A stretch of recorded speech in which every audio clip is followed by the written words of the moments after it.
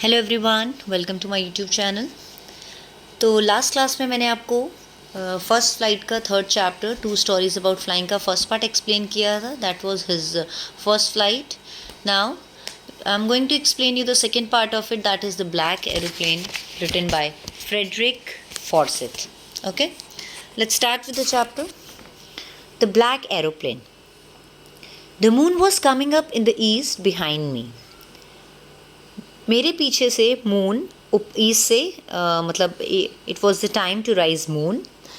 Then the stars were shining in the clear sky above me. और मैं जब सामने देख रहा था तो मुझे अपने सामने स्टार टिमटिमाते हुए शाइन करते हुए अपने सामने दिख रहे थे। There wasn't a cloud in the sky. पूरे स्काई में कहीं पर भी कोई बादल नहीं था। I was happy to be alone high up above the sleeping countryside. रात का टाइम था और सब सो रहे थे और मैं बहुत खुश था इतने शांत एटमॉस्फेयर में जब सब लोग सो रहे हैं और मैं सबके ऊपर स्काई में फ्लाई कर रहा हूँ एरोप्लेन में। ठीक, ये डेफिनेटली एक पायलट ही होगा जो इस तरीके से बात कर रहा है। I was flying my old Dakota aeroplane. Yes, my prediction is right. मैं अपना एरोप्लेन उड़ा रहा था। उस एरोप्लेन का नाम था old Dakota. Over France back to England. France से कहाँ जा रहा था मैं? इंग्लैंड वापस जा रहा था। I was dreaming of my holiday and looking forward to being with my family. क्योंकि जो पायलट है इसकी फैमिली इंग्लैंड में थी, तो ये ऐसा मतलब सोच रहा था, ही वॉज ड्रीमिंग कि मतलब मेरा हॉलीडे है और मैं जो ब्रेकफास्ट है कल की मॉर्निंग का वो अपनी फैमिली के साथ करना पसंद करूँगा। I looked at my watch 1:30 in the morning. रात के 1:30 या कह लो आप सुबह के, रात के 12 बजे के बाद जो टाइम होता है उसको हम सुबह का कंसीडर करते हैं। तो सुबह के 1:30 बज चुके थे। I should call Paris control soon I thought. मैंने सोचा कि मुझे पेरिस कंट्रोल, फ्रांस का में है आपका पेरिस, उसने सोचा कि मैं पेरिस कंट्रोल रूम में एक बार फ़ोन कर दूँ। As I look down past the nose of the aeroplane I saw the lights of the big city in front of me. और जब मैं विंडो से बाहर एरोप्लेन का जो नोज़ बेसिकली जो आगे का एरिया होता है ना शार्प सा, जब मैंने वहाँ देखा तो मुझे अपने सामने काफ़ी लाइट जैसे वो जो सिटी लाइट्स होती है ना वो चमकती दिख रही थी। I switched on the radio and said. मैंने रेडियो को स्विच ऑन करा और कहा, Paris control Dakota DSOSS here. जब भी किसी ऐसे स्टेशन से आपके फ़्लाइट वगैरह से जब हम लोग बात करते हैं तो सबसे पहले अपना जो रेफरेंस देते हैं, आप जिस एरोप्लेन में फ़्लाई कर रहे हो बेसिकली वो रडार पे उनको सब दिखते हैं। तो उसने बोला पेरिस कंट्रोल डकोटा DS088। उसने अपने एरोप्लेन का नाम पूरा बताया। फिर उसने कहा, can you hear me? I am on the way to England over. तो उसने कहा, क्या आप मुझे सुन सकते हैं? मैं इंग्लैंड जा रहा हूँ। ओवर एक काइंड ऑफ ऐसा प्रपोजिशन यूज़ करते हैं, वर्ड यूज़ करते हैं जब इनकी कॉन्वर्जेशन कंप्लीट हो जाती है। ओवर मतलब इसके बाद अब इनको और कुछ नहीं कहना है, तो वो आगे रिप्लाई का वेट करते हैं, इसलिए लोग ओवर का यूज़ करते हैं। The voice from the radio answered me immediately. तो जैसे उसने बोला कि मैं इंग्लैंड जा रहा हूँ, मैं अपने आई एम ऑन द वे, तो वहाँ से वापस आंसर आता है DS088 I can hear you. तो उसने बोला, हाँ मैं आपको सुन सकती हूँ। You ought to turn 12 degree west ना। उसने बोला अब आपको 12 डिग्री वेस्ट में टर्न करना है। DS088 over. मतलब उसकी बात ख़त्म हो गई। उसने बताया, उसको आगे गाइड करा, अब आपको वेस्ट की तरफ मुड़ना है। ठीक है, 12 degree. I check the map and the compass switched on to my second and last fuel tank. तो मैंने मैप को चेक किया, अपने कॉम्पस को, और फिर मैंने अपने सेकेंड और लास्ट फ्यूल टैंक, बेसिकली जो फ्यूल टैंक्स होते हैं उसके कुछ नंबर होते हैं, तो उसने दूसरा अपना, पहला तो फ्यूल टैंक उसका फिनिश हो गया था, तो उसका दूसरा और जो लास्ट फ्यूल टैंक था, इसके अलावा उसके पास और फ्यूल नहीं था उड़ने के लिए। ठीक, and turn the Dakota 12 degree waste. तो जैसा आगे से उसने बोला था पेरिस कंट्रोल रूम से, तो उसने अपने एरोप्लेन को 12 डिग्री वेस्ट में टर्न कर दिया। ठीक, was toward England. I'll be in time for breakfast, I thought. उसने बोला अब तो मतलब मैं थोड़ी देर में इंग्लैंड पहुंच जाऊंगा और कुछ ही समय में अपनी फैमिली के साथ ब्रेकफास्ट भी करने वाला होऊंगा। मतलब ऐसा वो सोच रहा था। A good big English breakfast. और वो इंग्लिश ब्रेकफास्ट को बहुत ज़्यादा एक तरीके से वो नॉस्टैल्जिक फील कर रहा था। नॉस्टैल्जिक मतलब होता है अपनी घर को मिस करना, अपने फैमिली मेम्बर्स को, घर वाली फीलिंग को मिस करना। तो उसने कहा, वाओ, एक big English breakfast. Everything was going well, it was an easy flight. और सब ऐसा वो सोच ही रहा था और सब कुछ बहुत अच्छे से जा रहा था। फ़्लाइट भी काफ़ी ईजी थी, कोई ऐसा प्रॉब्लम उसको क्लाउड की तरफ से या स्काई के या कुछ ऐसा वेदर से रिलेटेड कोई दिक्कत नहीं थी। सब कुछ बहुत आराम से ईजी गोइंग था। Paris was about 150 kilometres behind me. अब वो पेरिस से 150 किलोमीटर आगे आ चुका था, मतलब उसके पीछे कितनी डिस्टेंस वो कवर करके आ चुका था, that was 150 kilometres. When I saw the clouds. तो उसने जैसे ही वो 150 किलोमीटर आगे आ गया पेरिस से, तो उसको कुछ क्लाउड्स दिखे। स्टॉर्म क्लाउड्स, तूफानी बादल। They were huge, they look like black mountain, और वो इतने बड़े थे कि वो एक तरीके से ब्लैक माउंटेन की तरह अपेयर हो रहे थे। Standing in front of me across the sky, ऐसा लग रहा था स्काई को पार करते हुए मेरे सामने काले पहाड़ की तरह वो आ रहे थे। I knew I could not fly up and over them, और मुझे पता था कि मैं उनके ऊपर या उनके आसपास से कहीं निकलने की कोशिश नहीं कर सकता। और पता है क्यों नहीं कर सकते थे? Because I did not have enough fuel to fly, क्योंकि मेरे पास एक उसका पहला फ्यूल टैंक तो ख़त्म हो गया था। अब वो अपना सेकेंड और लास्ट फ्यूल टैंक पे तो वो रिलाय था। अब उसके अगर मानो वो उसको क्रॉस करने की या कोई और तरीका या रास्ता लेने की कोशिश करता, तो उसको ये तो पता था अगर फ्यूल रास्ते में ख़त्म हो गया तो वैसे उसको जान का खतरा है, तो वो ऐसा कुछ भी नहीं कर सकता था कि कोई और रास्ता वो ले ही नहीं सकता था। उसको मजबूरी ही वही स्ट्रेट रास्ते से जाना पड़ता, क्योंकि वही एक तरीका था जिससे वो टाइम पे भी पहुंच जाता और सेकेंड थिंग उसी फ्यूल में उसका काम भी चलता। ठीक, तो to fly around them to the north और साउथ। अब उसके पास कोई टाइम ही नहीं था ना कुछ और इफ़ एंड बट सोचने का, क्योंकि उसके पास फ्यूल ही नहीं था, तो उसको मजबूरी वही रास्ता ही लेना था। I ought to go back to Paris I thought, but I wanted to get home. अच्छा, उसने एक बार सोचा कि यार क्या मुझे पेरिस वापस चला जाना चाहिए, क्योंकि अब पहली बात फ्यूल भी ज़्यादा नहीं है और कोई तरीका भी नहीं है, और ऐसा स्टॉर्मी क्लाउड में ट्रैवल करना भी बड़ा मुश्किल है। लेकिन एक उसके अंदर से आवाज़ आई, but I wanted to get home, I wanted that breakfast. लेकिन वो अपनी फैमिली को इतना मिस कर रहा था, उस ब्रेकफास्ट को करने के लिए वो इतना ज़्यादा क्यूरियस था कि उसने कहा नहीं भाई, मुझे तो घर जाना और मुझे वो ब्रेकफास्ट करना है। आई टेक द रिस्क, उसने कहा मैं रिस्क लूँगा। And flu that old Dakota straight into the clouds, उसने रिस्क लेते हुए अपना एरोप्लेन सीधा उस स्टॉर्मी क्लाउड्स के अंदर उड़ाना शुरू कर दिया।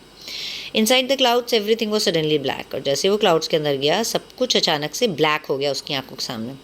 It was impossible to see anything outside the aeroplane, और उस एरोप्लेन के अंदर देखना कुछ भी, मतलब कुछ भी नहीं, उसको आगे का रास्ता समझ आ रहा था कि उसको बेसिकली जाना किस तरफ है।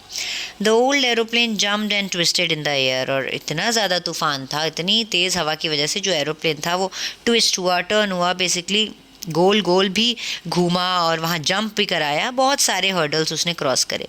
फिर उसने इसी बीच कॉम्पस की तरफ देखा। आई couldn't believe my eyes, the compass was turning round and round, और मुझे अपनी मेरी आंखों पे विश्वास नहीं हुआ, जो कॉम्पस था बिल्कुल राउंड राउंड घूमने लगा।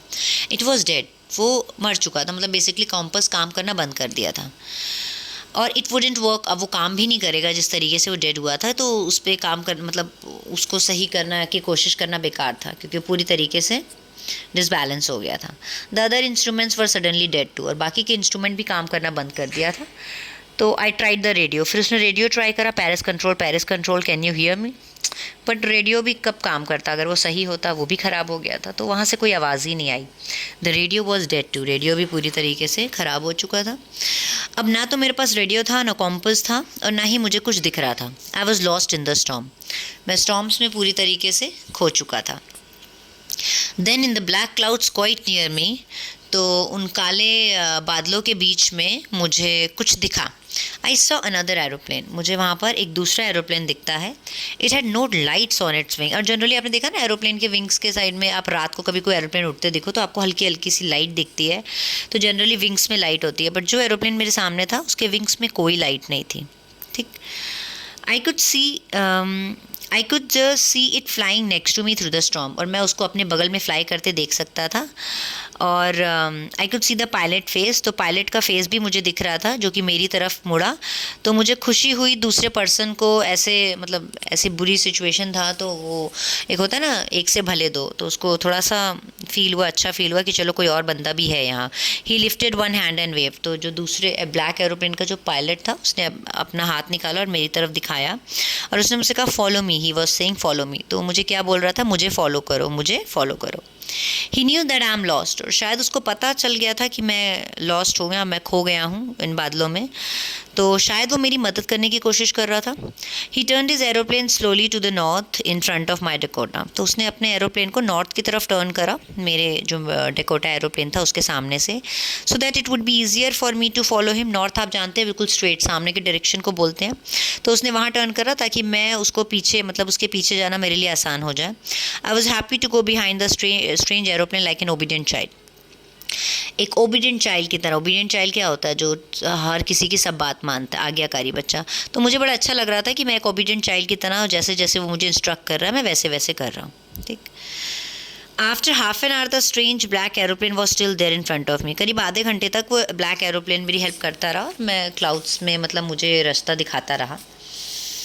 Now there was only enough fuel in the old Dakota last tank to fly for 5 to 10 minutes more. और अब मेरे फ्यूल टैंक में मैं देख सकता था मात्र सिर्फ इतना ही फ्यूल था कि जिसमें 5 से 10 मिनट ही और ट्रैवल कर सकूं।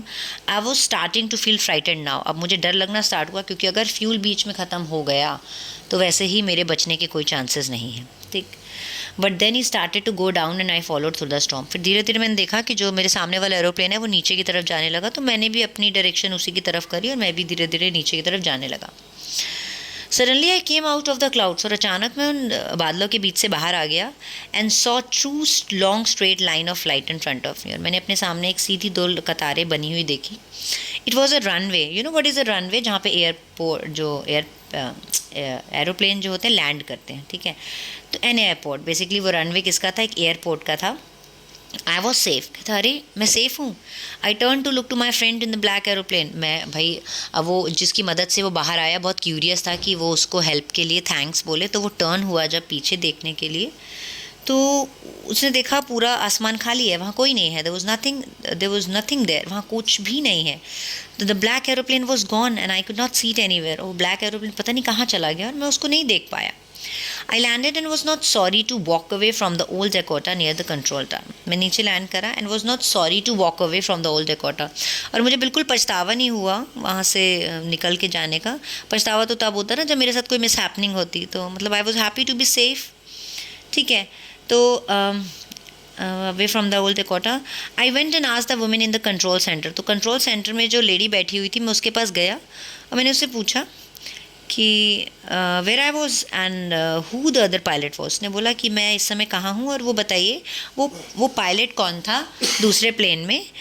तो मुझे उसका नाम और वो बताइए किस एरोप्लेन में फ्लाई कर रहा था, क्योंकि मैं उसको थैंक यू बोलना चाहता था। She looked at me very strangely and then laugh. तो वो मेरी तरफ बड़े अजीब ढंग से देखती है और हंसने लगती है। कहती another aeroplane up there in the storm.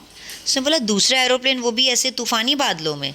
No other aeroplane were flying tonight. आज रात तो कोई और एरोप्लेन आपके अलावा कोई था ही नहीं। Yours were the only one I could see on the radar. और रडार पे मैं सिर्फ एक आप ही का एरोप्लेन देख पा रही थी। So help me to arrive there safely without a compass और अ रेडियो। तो अब वो पायलट सोचने लगा कि फिर कौन था जिसने मुझे सेफली उन बादलों से निकाला बिना कॉम्पस, बिना रेडियो और बिना फ्यूल के मेरे टैंक में। तो क्या था, किसकी हेल्प से मैं बाहर आया? Who was a pilot on the strange black aeroplane. वो पायलट आखिर कौन था जो स्ट्रेंज ब्लैक एरोप्लेन में आया और मुझे मतलब बिल्कुल हवा की तरह वहाँ से बचा के ले आया। Flying in the storm without lights. और उस तूफ़ानी बादलों में फ़्लाई कर रहा था, वो भी बिना लाइट्स के। तो यहीं पे चैप्टर एंड होता है। अब अल्टीमेटली ये चैप्टर हमें बिल्कुल सस्पेंस में छोड़ता है। तो अल्टीमेटली इसका एंड में हमें ये समझ आता है कि वहाँ पे बेसिकली कोई दूसरा एरोप्लेन नहीं था। द ट्रूथ वॉज कि ये क्या होता है ना, इंसान का एक 2 माइंड होते हैं। एक सबकॉन्शियस माइंड होता है, वो तब वर्क करना होता है जब इंसान का जो माइंड होता है वो अपने सेंसेस में होता है, उसको कुछ समझ नहीं आता है, तो उसका सब कॉन्शियस माइंड एक्टिव हो जाता है। तो बेसिकली वो जो तूफ़ान से निकला था ना, वो खुद ही अपनी ही जो एक्सपीरियंस था उसका एज अ पायलट अपनी ही स्किल से निकला था। लेकिन वो उस समय नहीं सोच पा रहा था। उस समय उसको ऐसे लगा कि नहीं, कोई और उसको रास्ता दिखा रहा है। ऐसा कई बार हमारे साथ भी होता है कि हम जब किसी ऐसी मुसीबत में होते हैं, हमें कुछ समझ नहीं आता है, तो हम अपने ही स्किल से उससे बाहर निकलते हैं, लेकिन हमें ऐसा लगता है नहीं, कोई पावर थी या कोई ऐसा था जिसने हमको हेल्प करी। तो वो अल्टीमेटली उसको सिर्फ थोड़ी देर के लिए ऐसा फील हुआ कि ये भगवान की तरफ से प्रोवाइडेड कुछ मदद थी या कुछ भी, उसको मतलब कुछ जादू हुआ या क्या हुआ। लेकिन बेसिकली वो उसी पायलट की स्किल, उसके एक्सपीरियंस, वो सारी मेहनत थी जिसकी वजह से वो उस स्टॉर्मी क्लाउड से बाहर निकला। तो this is it, the chapter is all about. I hope आपको समझ आया होगा। एंड कोई प्रॉब्लम, डाउट, इशू कुछ भी हो आप मुझे कमेंट कर सकते हैं। Thank you so much. Like, share and subscribe.